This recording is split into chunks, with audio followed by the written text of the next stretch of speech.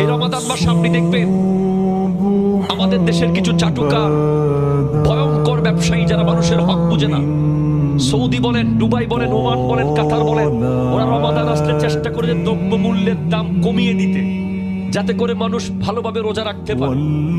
আর আমাদের দেশে রমজানের প্রথম 10 দিন লেবুওয়ালা আর ক্ষীরাওয়ালা, ঠিক কিনা কথা জোরে বলেন।